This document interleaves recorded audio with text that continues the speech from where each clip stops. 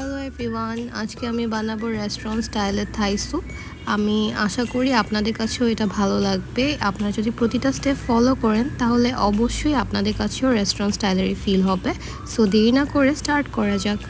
এই জন্য আমি ফার্স্টে নিয়ে নিচ্ছি কি ইনগ্রিডিয়েন্টসগুলো। তারপরে আমি একটা বোল নিয়ে নিব। এই বোলের মধ্যে ফার্স্টে দিয়ে দিব চিংড়ি। আমি এখানে 5 পিসের মতো বড় বড় চিংড়ি ইউজ করেছি, আপনারা চাইলে আরও কম বেশি ইউজ করতে পারেন। তারপরে দিয়ে দিচ্ছি চিকেন। আপনারা কিন্তু চাইলে এখানে মাশরুমও ইউজ করতে পারেন, তবে আমার অ্যালার্জি তাই ইউজ করছি না। তারপরে দিয়ে দিচ্ছি ডিমের কুসুম। ডিমের কুসুম আমি এখানে 2টা ইউজ করছি। অবশ্যই শুধু ডিমের কুসুম ইউজ করবেন, সাদা অংশ ইউজ করা যাবে না। তারপরে আমি এর মধ্যে অ্যাড করে দিচ্ছি টমেটো ক্যাচাপ। আপনারা চাইলে এখানে ক্যাচাপের সাথে চিলি সসও ইউজ করতে পারেন। তারপরে আমি এখানে অ্যাড করে দিব সয়া সস।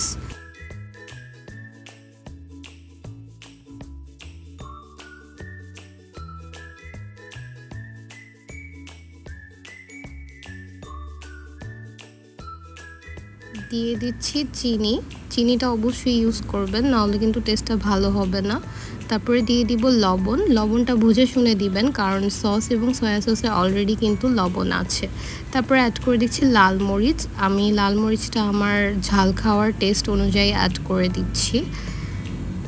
তারপরে দিয়ে দিচ্ছি জিঞ্জার। আমি এখানে রেগুলার আদা ইউজ করেছি, আপনারা চাইলে থাই জিঞ্জারও ইউজ করতে পারেন যদি আপনাদের কাছে থাকে। দেন দিয়ে দিচ্ছি লেবুর রস।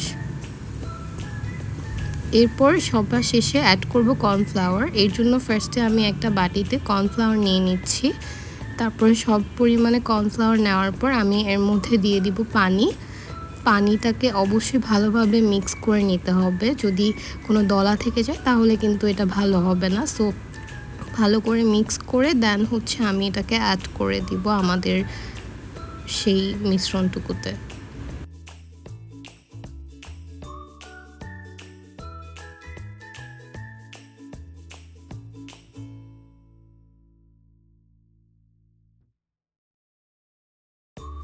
এখন আমি এগুলোকে সব কিছুকে ভালোভাবে একসাথে মিশিয়ে নিচ্ছি, যাতে করে সব কিছু একসাথে অ্যাড হয়ে যায়। এতক্ষণ জাস্ট একসাথে অ্যাড করছিলাম বাট মিশাইনি। এবার আমি ভালোভাবে একসাথে নাড়িয়ে চাড়িয়ে মিশিয়ে নিচ্ছি। এই পর্যায়ে আমি অ্যাড করে দিব পানি। পানিটা আপনারা যেই পরিমাণে স্যুপটাকে ঘন করতে চাচ্ছেন সেই অনুযায়ী নিয়ে নেবেন।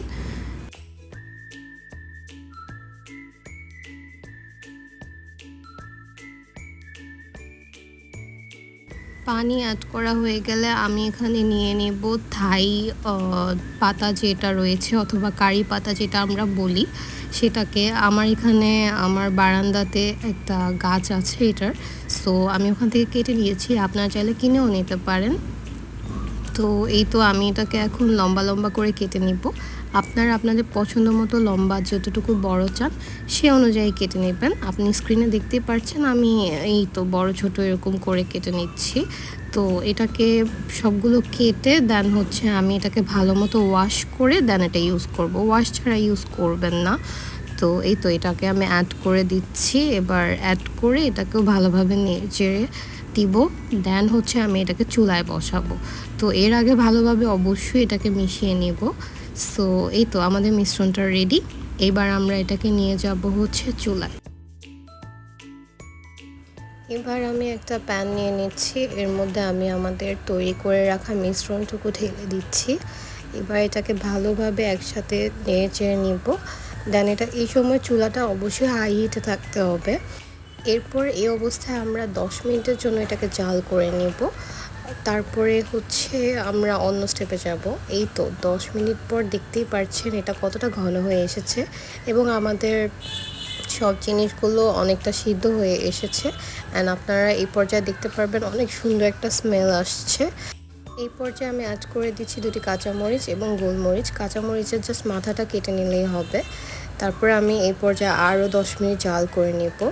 এই তো আমাদের স্যুপটা দেখেন কতটা ঘন হয়ে এসেছে এবং আমাদের সবগুলো জিনিসই অনেকটা সিদ্ধ হয়ে এসেছে। কতটা পারফেক্ট হয়েছে আপনারা দেখতেই পাচ্ছেন। এই তো সব কিছু সিদ্ধ হয়ে এসেছে। এবার আমরা এটাকে নামিয়ে সার্ভ করে নেব। তো এই তো আমাদের থাই স্যুপ রেডি। আপনারা এবার এটা খেতে পারেন। আপনারা বানালেই বুঝতে পারবেন এই জিনিসটা কতটা টেস্টি। সো বানাবেন অবশ্যই। And thank you for watching my video.